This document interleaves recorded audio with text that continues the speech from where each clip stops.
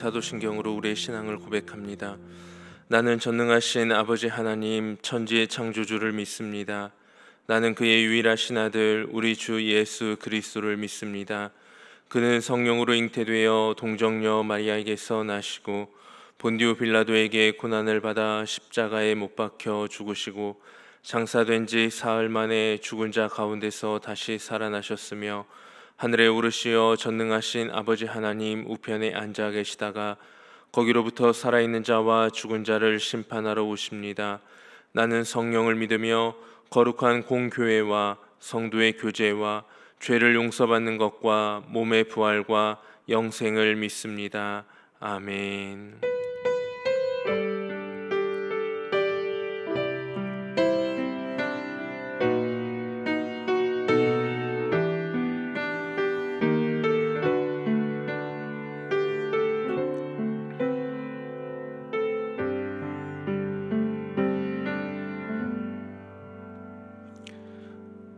함께 찬송가 430장을 고백합니다. 찬송가 430장입니다.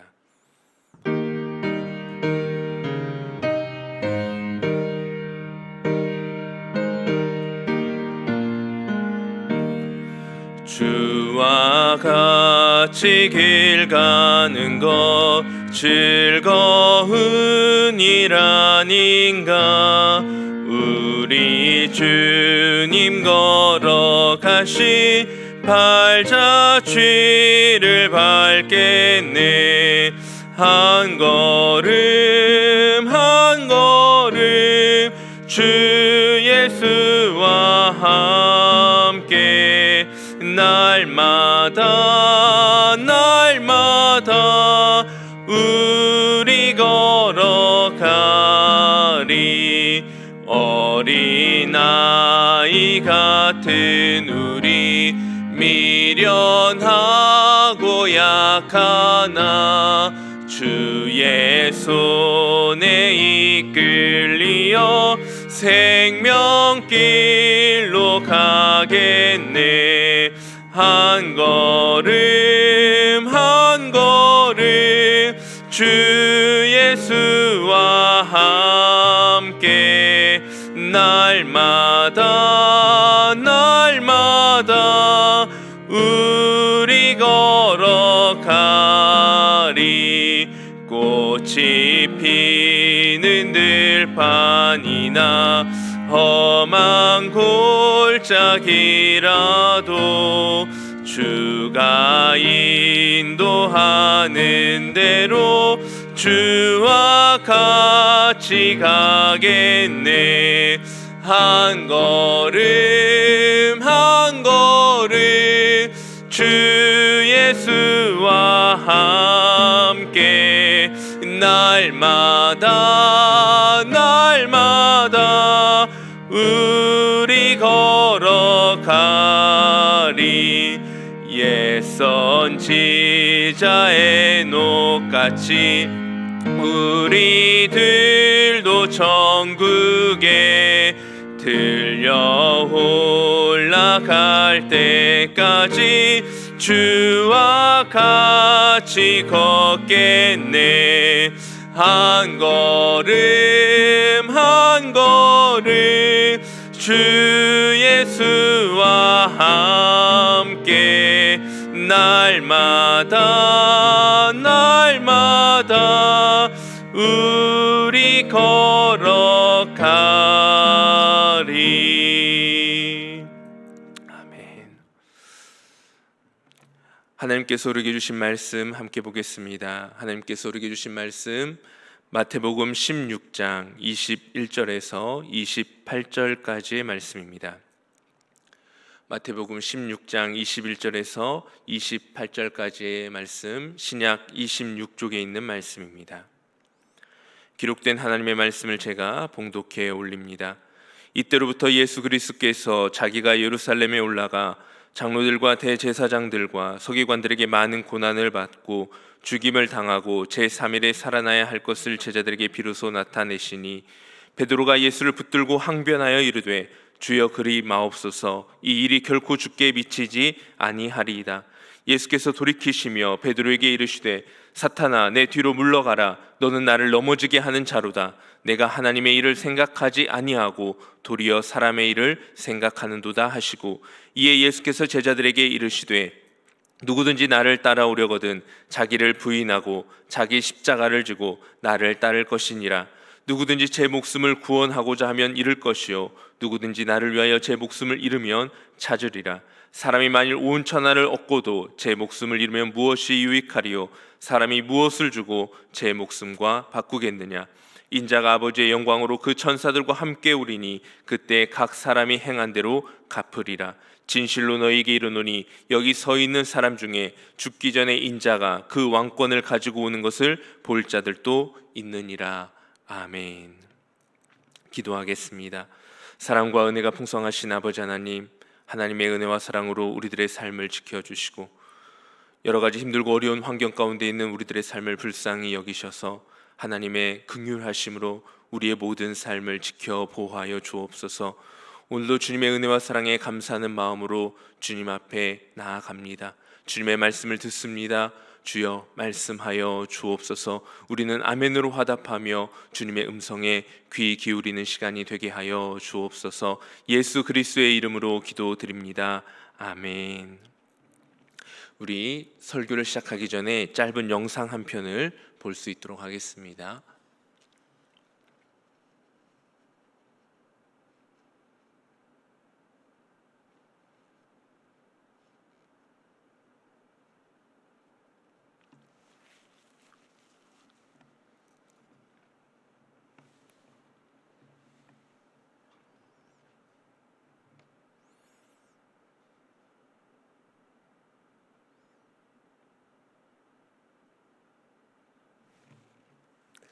네, 축구 영상인데요. 축구에서 자기 골대에 자기가 자책골을 넣는 영상, 짧은 영상을 보았습니다. 축구는 각기 상대방의 골대에 공을 집어넣어서 승부를 가르는 그러한 스포츠입니다. 그런데 방금 본 이 두 개의 영상, 이어져 있는 이 영상에서 자기 골대에 스스로 골을 넣어 상대편에게 점수를 준 상황을 보여주고 있습니다. 자기 편에 자기 골대에 자기 편이 공을 넣으니까 상대편의 점수가 올라가게 되고, 그걸 보고 감독은 화를 내고 선수는 잔디에 얼굴을 쳐박고 자책을 하고 있습니다. 공을 차더라도 내가 어떤 팀을 위해 그리고 어디를 목표로 하고 공을 차야 하는지 명확하게 알고 차야 합니다. 내 편과 상대편을 구별하지 못하면 게임에서 이길 수 없습니다. 아군과 적군을 구별하지 못하면 전쟁에서 승리할 수 없게 됩니다. 같은 편이라는 것은 같은 목표와 같은 목적을 달성하기 위해 모여있는 무리들을 의미합니다. 세상은 우리를 향해 그리스도인이다 라고 부릅니다. 그리스도인이 누구입니까? 예수 그리스도를 구주로 영접한 사람들, 예수 그리스도의 제자된 길을 걷는 사람들이 그리스도인입니다. 즉 우리 그리스도인은 그리스도의 편에 서서 그리스도께서 이 땅 가운데서 행하고자 하셨던 하나님의 일을 함께 감당하고 주님의 뜻을 이 땅 가운데에서 펼치는 사람들이 되어야 합니다. 그러나 점점 그리스도인들이 그리스도인의 정체성을 잃어가고 있습니다. 세상의 돈과 권력을 예수 그리스도보다 더 사랑하기 시작합니다. 자신의 유익을 위해서라면 어느 정도의 불법과 편법을 아무렇지도 않게 행하기 시작합니다. 자신의 자존심을 지키기 위해, 때로는 사사로운 이익을 위해 얼굴에 철판을 깔고 아무렇지도 않게 거짓말을 하기도 합니다. 올해 7월에 발표한 종교 과세 관련 인식조사라는 그 발표에서 기독교는 불교와 천주교에 비해 부정적인 이미지가 강한 종교로 그렇게 발표가 되었습니다. 개신교의 이미지, 개신교 신자에 대한 이미지가 너무나 충격적입니다. 답변자의 32.2%의 사람들이 개신교 신자는 거리를 두고 싶은 사람들이다. 그런 이미지가 있다라고 답변을 합니다. 이어서 30.3%의 사람들은 이중적인 사람들이다. 심지어 29.1%의 사람들은 사기꾼 같은 이미지가 있다라고 답변을 했다고 합니다. 반대로 불교와 천주교에 대한 대표적인 이미지로는 온화한 사람들이다, 따뜻하다, 윤리적이다, 절제적이다 라고 말을 합니다. 물론 이 여론조사가 대한민국 모든 사람들의 평가를 보여주는 것은 절대로 아닙니다. 하지만 개신교가 불교와 천주교에 비해 좋지 않은 이미지로 보여진다라는 그 사실이 참 마음 아프게 합니다. 교회가 예수님의 모습과 더욱 가까워져야 하는데 예수님의 모습과 점점 멀어져 갑니다. 주님을 닮아가는 삶을 보여주어야 하는데 주님이 보여주신 모습과 상반된 모습들로 우리의 삶을 채워갑니다. 그리스도의 향기가 풍겨져 나와야 하는데 그리스도인의 삶에서 인간된 욕심의 악취만 가득히 풍겨져 나오고 있습니다.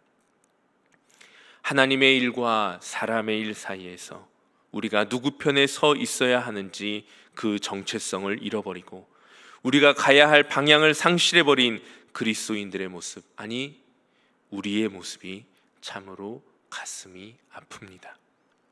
오늘 본문에서 주님은 하나님의 일과 사람의 일을 말씀하시면서 예수님의 제자된 우리의 삶의 방향을 조명해 주고 계십니다. 오늘 본문의 배경은 예수님께서 처음으로 제자들에게 자신의 순환을 예고하신 장면을 그 배경으로 하고 있습니다. 오늘 본문 바로 앞에는 베드로의 유명한 신앙 고백이 등장합니다. 사람들이 인자를 누구라 하느냐. 이 예수님의 질문에 베드로는 최고의 신앙 고백을 답변합니다. 주는 그리스도시요 살아계신 하나님의 아들이시니이다. 그런데 이 고백이 끝나고 바로 이어진 오늘 본문에서 예수님께서 예루살렘에 올라가게 될 것이고 그곳에서 장로들과 대제사장들과 서기관들에게 많은 고난을 받고 죽임을 당하고 제3일 만에 살아나야 할 것을 말씀하여 주셨습니다. 그러자 방금 예수님께 놀라운 칭찬을 받은 베드로가 예수님께서 말씀하신 그 일이 절대로 주님께 일어나지 않을 것이라고 강력하게 항변합니다. 베드로는 예수님을 향한 강한 충성심을 보여주고자 주님의 순환이 임하지 않을 것이라는 자신의 강한 신념을 고백했습니다. 여기 22절에 나와 있는 베드로가 예수를 붙들고 항변하여 이르되라는 이 원어적인 의미를 살펴보면 먼저 이 붙들고라는 이 단어는 옆으로 데려왔다라는 의미입니다. 베드로가 예수님을 친밀히 자기 곁으로 자기 옆으로 이끌면서 적극적으로 예수님을 설득하였음을 보여주고 있는 말입니다. 옥스퍼드 주석에 따르면 이 붙들고라는 의미를 베드로가 제자로서 주님의 길을 따라가려기보다는 주님의 길 옆에서 주님 옆에서 주님의 길을 좌지우지하려는 혹은 감독하려는 위치에 자신을 세워두었다라고 주석하고 있습니다. 또한 이 항변하다라는 말은 원어적인 의미를 살펴보면 책망의 의미가 담긴 강력한 경고입니다. 또한 이 항변이라는 단어를 사전에서 찾아보면 어떤 일을 부당하다고 여겨 따지거나 반대하는 뜻을 주장함이라는 의미가 있습니다.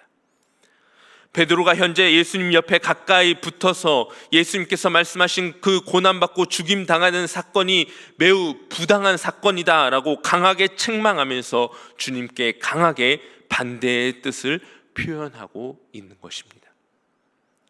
주님은 고난의 길을 예고하고 있는데 주님 편에 서 있어야 할 제자는 그 길이 부당하다라고 말하면서 주님의 길을 가로막고 있습니다.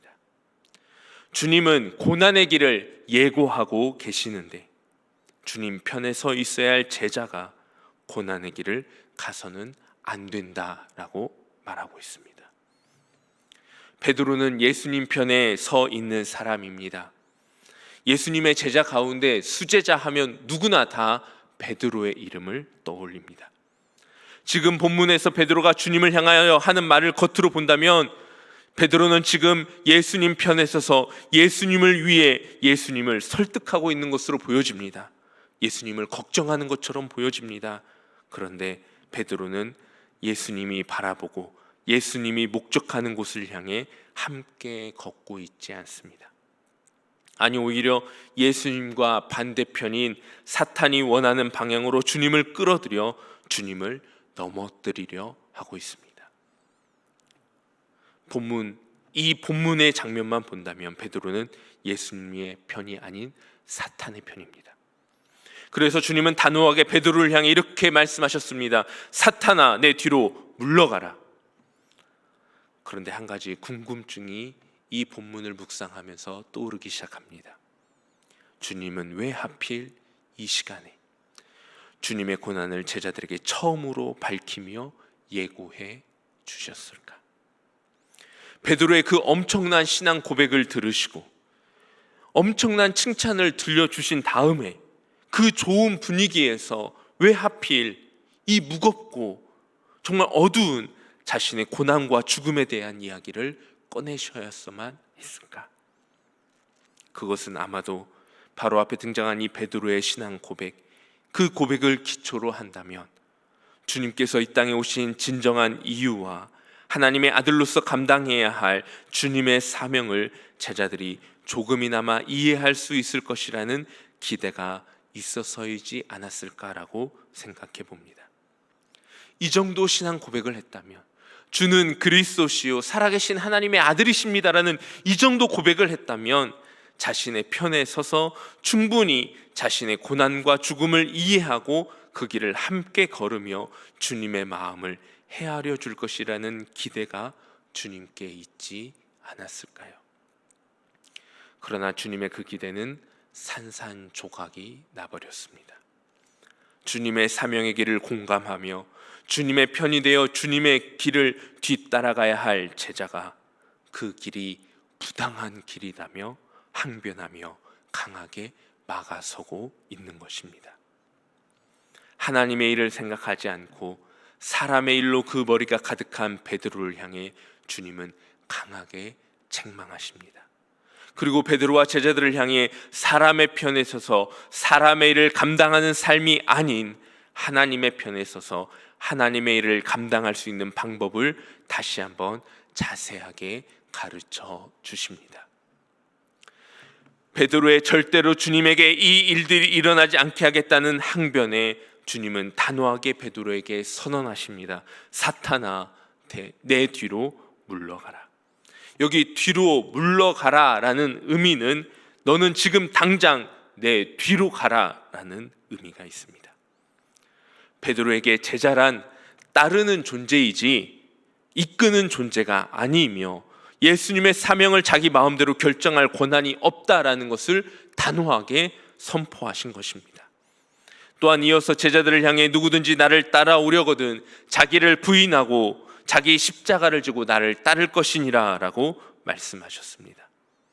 주님은 13절에서 예수님을 붙들고 항변하는 베드로를 향해 내가 사람의 일을 생각하지 아니하고 도리어 하나님의 일을 생각하지 아니하고 도리어 사람의 일을 생각하는도다 라고 말씀하시면서 베드로를 책망하셨습니다. 즉 고난의 길을 떠나서 사명을 감당하지 않는 길은 사람의 일입니다. 끝까지 그 고난을 참고 견뎌내며 하나님께서 맡기신 사명을 감당하는 길이 바로 하나님의 일이다라는 사실입니다. 주님은 하나님의 편에 서서 하나님의 일을 감당하며 하나님이 명령하신 길을 걷고자 하셨습니다. 그 길이 고난의 길이고 죽음의 길이라 할지라도 그 길이 하나님이 가라 하시는 길이라면 그 길에 순종하셨고 끝까지 하나님의 편에 서서 하나님의 일을 죽기까지 감당하셨습니다. 그리고 그 길에 제자들을 부르셨고 그 길을 주님의 편으로 삼아 이 힘겨운 싸움에 한 편이 되어 함께 그 길을 걷기 원하셨습니다. 예수님의 제자들의 그 면면을 살펴보면 사람의 눈으로 보기에 참 보잘것이 없어 보이는 사람들이 대부분입니다. 예수님의 12 제자 가운데 6명은 그 직업이 제대로 밝혀져 있지 않습니다. 그 말은 이들의 직업이 크게 내세울 만한 직업이 아니거나 아예 직업 자체가 없었던 사람이었을 확률이 있다라는 의미이기도 합니다. 그렇다면 직업이 밝혀진 6명의 제자들, 그 중에 4명이 가업을 입고 있었던 어부들이었습니다. 한 명은 당시 멸시와 천대의 대상인 세리입니다. 한 명은 이게 과연 직업일까 싶은 열심당원입니다. 이렇게 본다면 주님께서 제자들을 뽑는 기준은 당시의 명성, 지성, 권력이나 물질이 아니었음을 알 수 있습니다. 예수님은 제자들의 스펙을 보고 뽑으신 것이 절대 아니었습니다. 예수님이 제자들을 뽑은 기준은 하나님의 일을 함께 감당할 예수님의 편이 되어줄 사람이었느냐라는 것입니다. 비록 오늘 본문이 기록되어져 있는 이 시점에서는 주님의 길을 이해하지 못하고 주님 편에 온전히 서지 못했지만 제자들의 삶의 마지막은 끝까지 주님 편에 서서 주님을 위해 목숨을 바치는 것으로 마무리되어집니다. 12명의 제자들 가운데 배신자였던 가룟 유다를 대신하여 들어온 마띠아라는 제자까지 이 12명의 제자들 가운데에서 사도 요한을 제외한 11명의 제자가 모두 다 복음을 증거하다가 참혹하게 순교를 당하였습니다. 본문에서 예수님의 고난의 길을 이해하지 못하며 항변하였던 베드로는 내가 감히 예수님과 같은 모습으로 어떻게 죽을 수 있겠냐며 십자가에 거꾸로 못 박혀 죽임을 당하게 됩니다. 비록 우리가 함께 나눈 본문에서는 주님의 편에 온전히 서지 못하였고 주님의 길을 온전히 이해하지 못하였지만 하나님의 놀라운 은혜는 그들을 홀로 두지 아니하셨고 그들이 끝까지 주님의 편에 서서 주님과 함께 그 길을 걸어갈 수 있도록 하나님의 능력을 덧입혀 주었습니다. 하나님의 편에 서서 하나님의 일을 감당하는 제자의 길, 그 길은 쉬운 길도 아니고 넓은 길도 아닌 좁고 길이 협착하여 찾는 이가 적은 길입니다. 그러나 그 길을 걷고자 하는 이에게 하나님은 은혜와 능력으로 함께하여 주십니다. 오늘 주님이 우리에게 요구하시는 제자의 길, 즉 하나님의 일을 감당하는 이 길은 결코 우리의 힘과 능력으로 감당할 수 없는 일입니다. 예수님을 직접 목격하고 예수님의 기적을 몸소 체험하였던 예수님의 제자들조차 그 길을 그들의 의지와 능력으로 걷지 못하였습니다. 하나님의 은혜의 선물인 성령이 그들에게 임하였을 때 그 길을 걸어갈 수 있었습니다. 주님의 편으로 이 땅에서 살아가는 일은 결코 쉬운 일도 아니고 우리의 힘과 의지로 감당할 수 있는 일도 아닙니다. 우리 주님이 말씀하신 제자의 길을 한번 잠잠히 살펴봅니다. 오늘 본문 24절에 주님은 제자의 길을 이렇게 말씀하셨습니다. 예수께서 제자들에게 이르시되 누구든지 나를 따라오려거든 자기를 부인하고 자기 십자가를 지고 나를 따를 것이니라. 자기를 부인하는 일 결코 쉬운 일이 아닙니다. 아니, 우리의 의지로는 절대 불가능한 일입니다. 우리의 삶을 한번 되돌아보시기 바랍니다. 내 자존심에 조그만한 상처만 나도 우리는 견디지 못할 분노와 아픔으로 몸부림을 치며 힘겨워합니다. 세상에서 제일 꺾이지 않는 것이 내 자존심이고 세상에서 제일 질긴 것이 내 고집입니다. 자기를 부인한다라는 일은 결코 내 의지로 감당할 수 있는 일이 아닙니다. 그래서 자기를 부인하기 위해 하나님의 은혜와 능력이 필요합니다. 십자가를 지는 일은 더더욱 쉽지 않습니다. 십자가는 당시 로마의 가장 참혹한 사형 형틀입니다. 즉 십자가를 진다라는 것은 죽음을 지고 가는 것입니다. 죽음을 무릅쓰고 지고 가야 하는 사명이 십자가입니다. 또한 주님은 자기의 십자가를 지고 가라고 말씀하셨습니다. 이 말은 각자에게 주신 십자가가 있다라는 것입니다. 즉 각자에게 주어진 죽음을 무릅쓰고 지고 가야 할 사명이 있다라는 말씀입니다. 그런데 우리는 우리에게 맡겨진 사명을 내가 편안하고 내가 인정받고 내가 가고 싶은 욕심이 있는 길일 때에는 그 길을 감당하며 나아가는 것처럼 보여집니다. 그러나 그 길이 나랑 조금만 맞지 않는다고 생각되어지면, 그 길을 걷다가 조그마한 고난이 나에게 닥쳐오면, 그 길을 걷는데 다른 사람들이 그 길을 인정해 주지 않고 바라봐 주지 않는다면 가차없이 그 길을 외면하며 마치 그 십자가는 나랑은 전혀 무관한 것처럼 여기면서 십자가를 내동댕이 쳐버립니다. 십자가는 죽음을 무릅쓰고 지고 가야 하는, 내려놓아서도 포기해서도 안 되는 하나님이 주신 사명입니다. 그런데 영광의 십자가는 지고 가는 사람들이 혹 있지만은 고난의 십자가, 멸시의 십자가, 죽음의 십자가는 지고 가려는 이가 없습니다.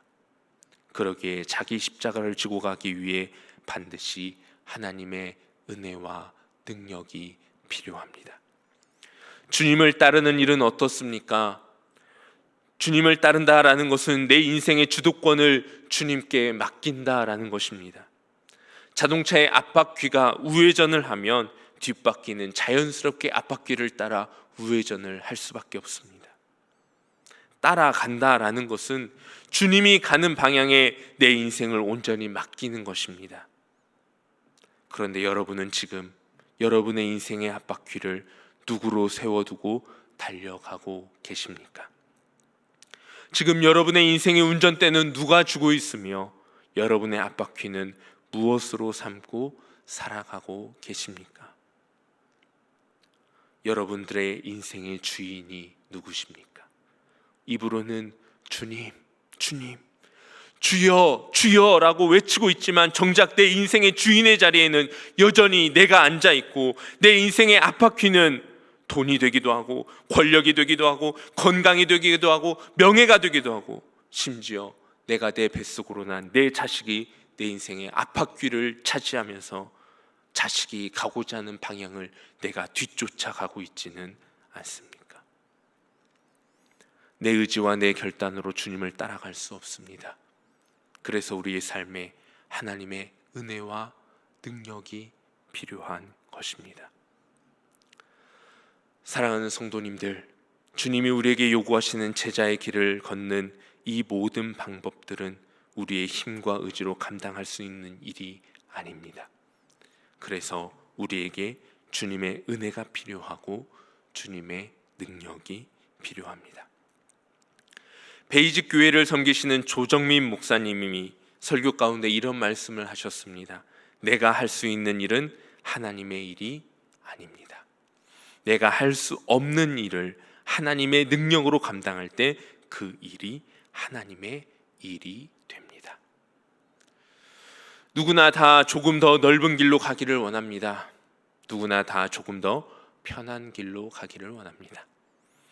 누구나 좀 더 많은 사람들이 선택한 길을 가기를 원합니다. 왜냐하면 그 길이 세상에서 성공한 길처럼 보이기 때문입니다. 그러나 그 길은 우리의 힘과 우리의 노력으로 얼마든지 걸어갈 수 있는 길입니다.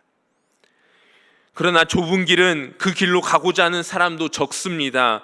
길이 좁아 걷기도 불편하고 힘이 듭니다. 그 길은 우리의 힘과 의지로 걸어가기에 벅차고, 아니 어찌 보면 좁은 길은 우리의 힘과 의지로는 걸어갈 수 없는 길이다라고 해야 할지도 모르겠습니다.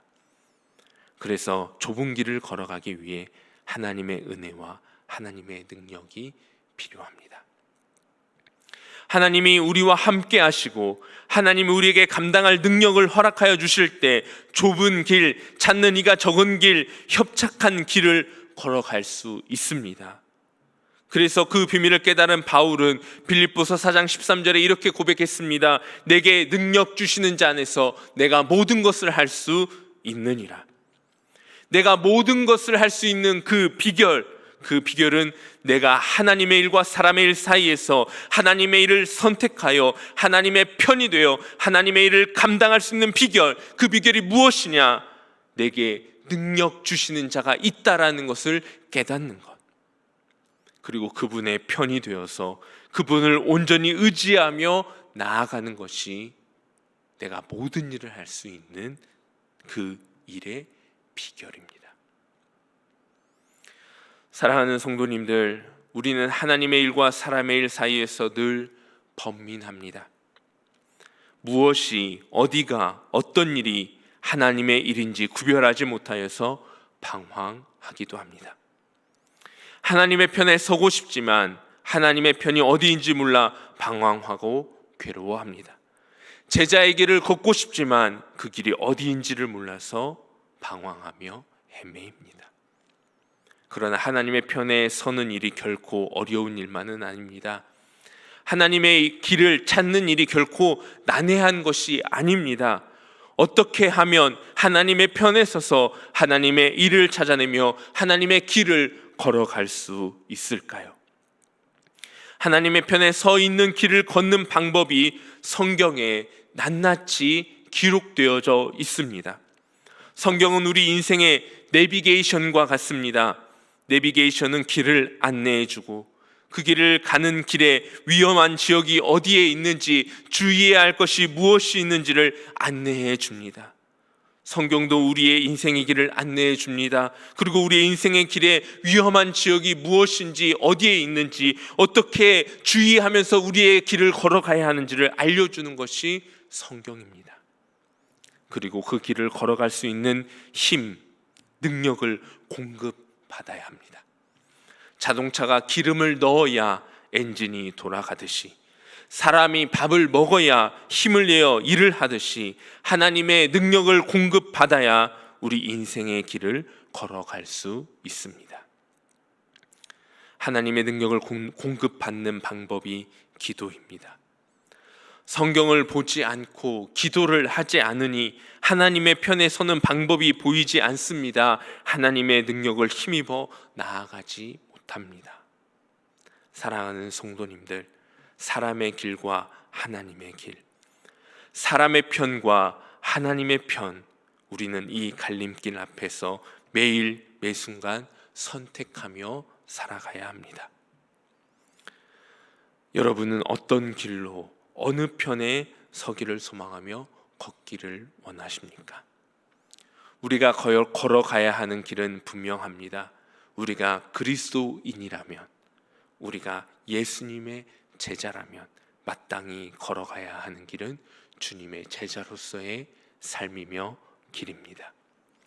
오늘 주님은 하나님의 편과 사람의 편에서 갈등하는 자들을 향해 하나님의 길과 사람의 길 사이에서 갈팡질팡하고 있는 자들에게 분명히 말씀하여 주고 계십니다.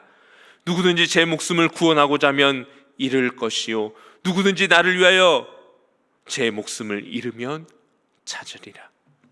넓은 길이 좋은 길이 아닐 수 있습니다. 사람이 많은 길이 바른 길이 아닐 수 있습니다. 그러나 주님은 목숨을 잃어버리는 것이 오히려 생명을 찾는 방법이 된다고 분명히 우리에게 말씀하여 주고 계십니다. 주님은 오늘 이 말씀을 통해 우리에게 주님이 원하시는 제자의 길을 말씀하여 주십니다. 자기를 부인하고 자기 십자가를 지고 주님을 따르는 삶, 이 삶이 하나님 편에 서는 삶이고 하나님의 일을 감당하는 삶입니다. 그리고 그 길을 걷는 자에게 능력을 주시고 영원한 생명을 허락하여 주시는 놀라운 은혜를 허락하여 주십니다.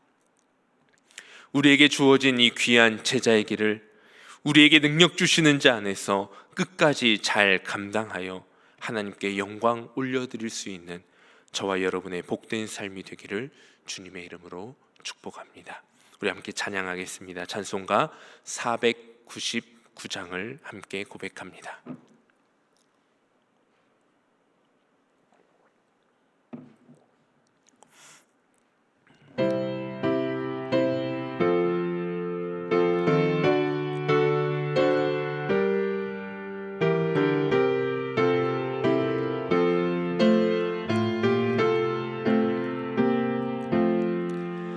예수 따라가며 복음 순종하며 우리 행할 길 환하겠네. 주를 의지하며 순종하는 자를 주가 늘 함께 하시리라. 의지하고 순종하는 길은 예수 안에 즐겁고 복된 길이로다. 해를 당하고 우리 고생할 때 주가 위로해 주시겠네. 주를 의지하며 순종하는 자를 주가 안위해 주시리라. 의지하고 순종하는 길은 예수 안에 즐겁고 복로다. 남의 짐을 지고 슬픔 위로하며 주가 상급을 주시겠네. 주를 의지하며 순종하는 자를 항상 복 내려 주시리라. 의지하고 순종하는 길은 예수 안에 즐겁고 복된 길이로다. 우리 받은 것은 주께 다 드리며 우리 기쁨이 넘치겠네. 주를 의지하며 순종하는 자를 은혜 풍성케 하시리라.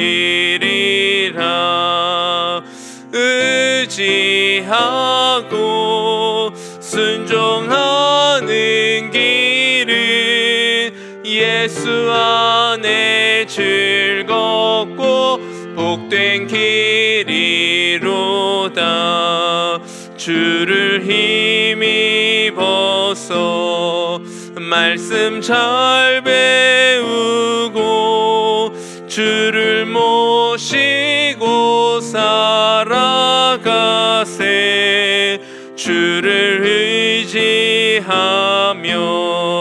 항상 순종하며 주가 사랑해 주시리라. 의지하고 순종하는 길은 예수 안에 즐겁고 복된 길이로다. 아멘. 사랑과 은혜가 풍성하신 하나님 아버지, 오늘도 주님의 은혜와 사랑 가운데에서 온전히 주님 앞에 영광 돌리며 예배드리게 해주시니 감사를 드립니다. 우리 예배를 기쁘게 흠양하여 주시고 우리가 각자 저희 있는 그 모든 처소 안에서 주님 앞에 나아갈 때 하늘의 크고 놀라운 은혜와 사랑으로 또 주님의 제자된 길을 걸어갈 수 있는 힘과 능력으로 함께하여 주옵소서. 예수 그리스도의 이름으로 감사하며 기도드립니다. 주님께서 가르쳐주신 기도로 수요기도를 마칩니다. 하늘에 계신 우리 아버지여, 이름이 거룩히 여김을 받으시오며 나라의 마옵시며 뜻이 하늘에서 이룬 것 같이 땅에서도 이루어지이다. 오늘날 우리에게 일용할 양식을 주옵시고 우리가 우리에게 죄 지은 자를 사하여 준 것 같이 우리 죄를 사하여 주옵시고 우리를 시험에 들게 하지 마옵시고 다만 악에서 구하옵소서. 대개 나라와 권세와 영광이 아버지께 영원히 있사옵나이다. 아멘.